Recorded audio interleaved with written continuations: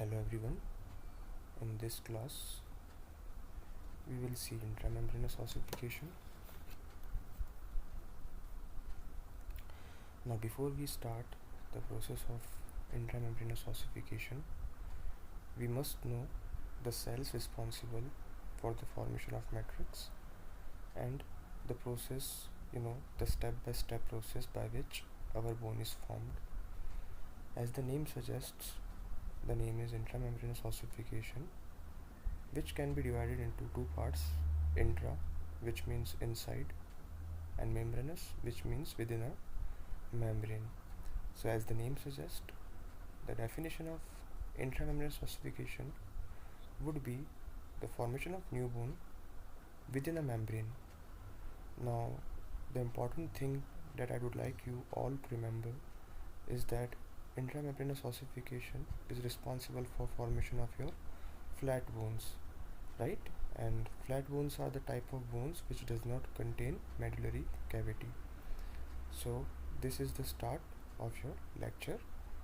As you can see in the PowerPoint presentation, the cells responsible here have been listed. First is osteoprogenitor cell.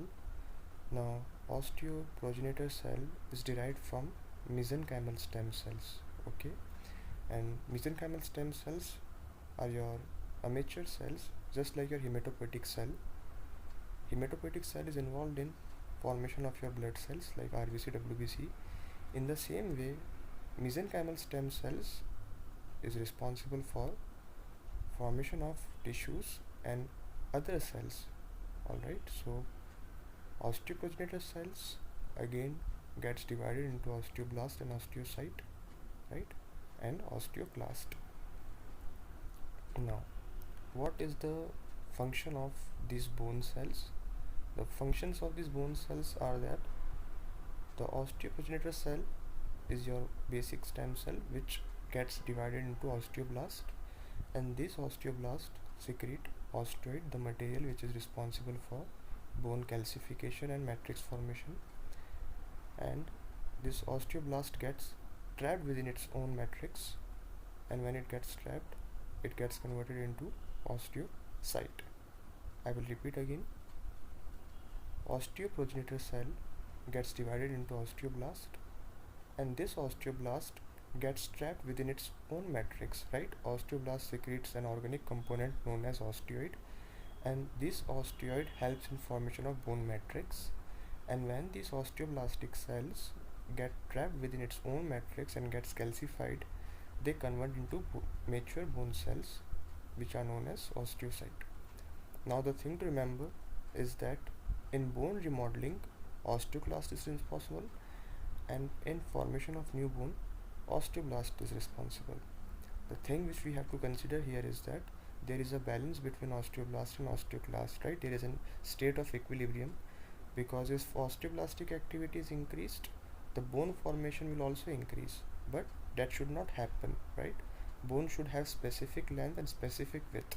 So to control the osteoblastic activity, the osteoprogenitor cells get divided into osteoclast. Now osteoclast are your bone breaking cell. The term bone breaking implies here that osteoclast will remodel the bone structure to maintain its framework and maintain its stability.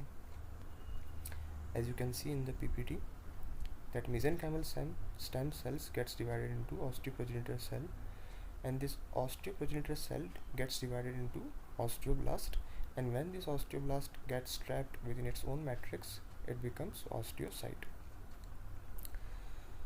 Okay. So first we will see intramembranous ossification. As the definition suggests, osteoblasts differentiate directly from mesenchyme and begin secreting osteoid. Osteoid is your organic mineral component which helps in bone calcification. Alright. Now you can see the process, that how the process occurs within an embryo. Now this is your flat bone.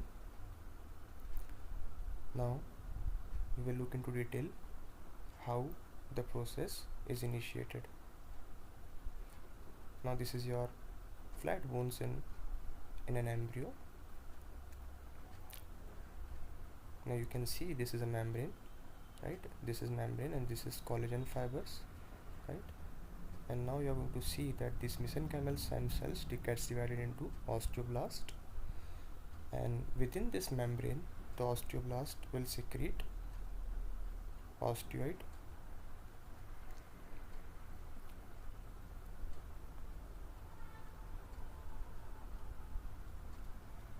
and as you can see, after secretion of osteoid there is calcification and the osteoblastic cells get trapped within the matrix, and now it becomes osteocyte. Osteocyte is a mature bone cell.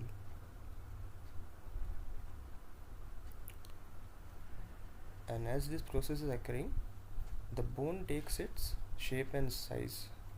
As you can see here, now there is formation of trabeculi.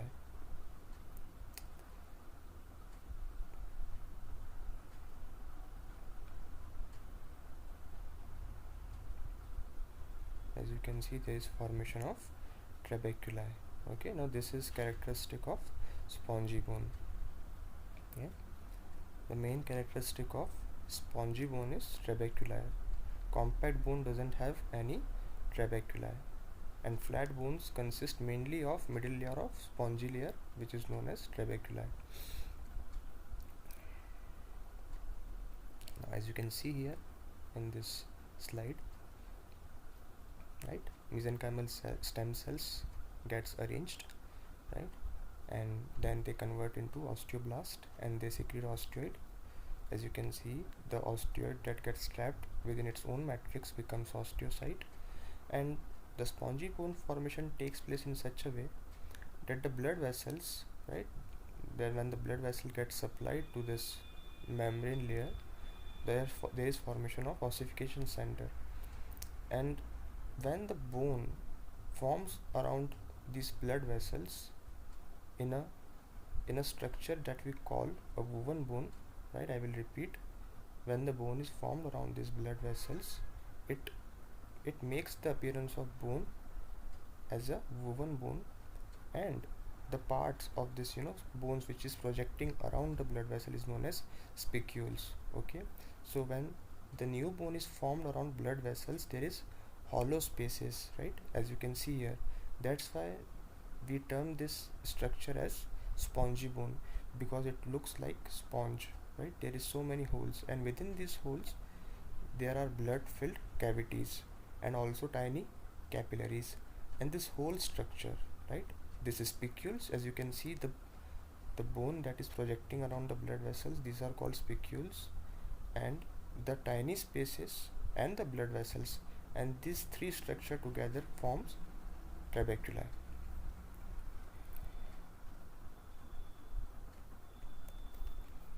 As you can see, so this was the end of your intramembranous ossification.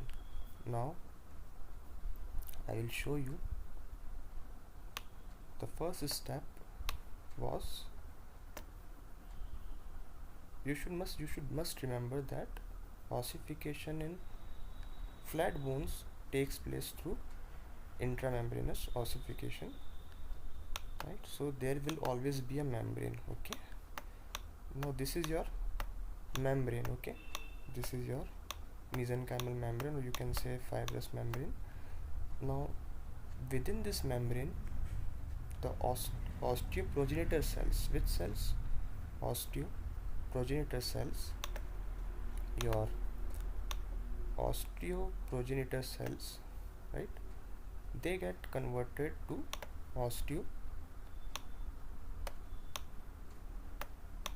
Okay, this osteoprogenitor cell gets converted into osteoblast, and this osteoblast will secrete osteoid, right? And where does osteoprogenitor cell comes from? Osteoprogenitor cell comes from mesenchymal stem cells. Okay, mesenchymal stem cells is an immature bone cell, it's your baby cell. Now as you can see, this osteoblast within membrane, this osteoblast within the membrane will secrete osteoid. Osteoid is your organic mineral component, right, which helps in bone calcification, right?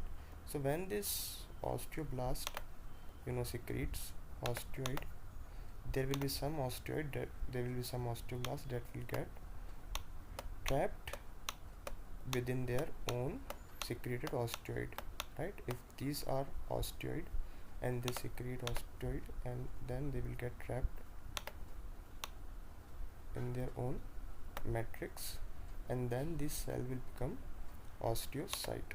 Okay, so when osteoblast secrete osteoid, some osteoblast gets trapped within its own matrix and they form your osteocyte. Okay, now osteocyte is your mature bone cell, right? And this process continues, and then there is formation of spongy bone. Okay, the bone takes shape, right, according to the type of bone which needs to be formed.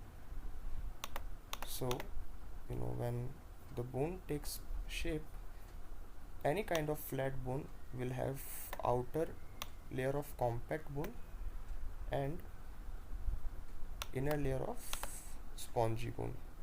Okay, now the thing which you should remember is that the blood vessels, right, when bone is formed around these blood vessels, so these projecting bones are called spicules. Okay, so these spicules will form around blood vessels, and they will leave tiny holes and tiny spaces, right? And these tiny spaces along with blood vessel and blood filled cavities will be called as trabeculi. So this whole structure, okay, now there's also blood filled in this cavity, so this whole structure is known as trabeculi. Okay, the woven bone, which is formed from spicule and the blood vessel and the blood filled pockets or the hollow spaces, this structure is known as trabeculi, and the outer layer is formed from compact bone. And the thing to remember is that compact bone doesn't contain any spongy bone, which means compact bone consists of osteon. Okay, we will study about osteon in next lecture, but for now you should remember that spongy bone means this region doesn't have any osteon, but compact bone consists of osteon. So this was the lecture for today. I hope you all understood how intramembranous ossification takes place in flat bones. This is the thing to remember, that flat bones are formed from intramembranous ossification, as the name suggests, intra which means inside, within, and membrane suggests a layer. So intramembranous ossification takes place in a membrane, whereas endochondral ossification, which we will study in another lecture, takes place in a cartilage model. Now this is the basic difference between our intramembranous ossification and endochondral ossification. Endochondral ossification takes place in a cartilage model, whereas intramembranous ossification takes place in a membrane model. Intramembranous ossification leads to formation of flat bones, whereas our endochondral ossification leads to formation of long bones. And the basic difference in intramembranous ossification is that the majority of the structure in flat bone is spongy bone, whereas in our long bones along the diaphysis there is a layer of compact bone. Okay, now this is your cross section of a long bone. So you can see that majority of the part is compact bone. Now this is your compact bone, and as you can see, compact bone consists of osteon. Now this is one osteon, okay, and there are thousands of unit like these in a long bone. And you can also see that there is a very minimal part of spongy bone. So a long bone contains majority of compact bone and very minimal spongy bone, whereas flat bones contain majority of spongy bone, right? And flat bones doesn't have medullary cavity, whereas our long bones have medullary cavity. Some more differences that we must discuss, we will discuss in another lecture for the sake of convenience and for the sake of easy learning. I will discuss these points in another lecture. I hope you all enjoyed my presentation, my PowerPoint presentation, and I hope you follow me, and please subscribe my channel in Instagram, and I will also give you the link to watch the full video on YouTube channel.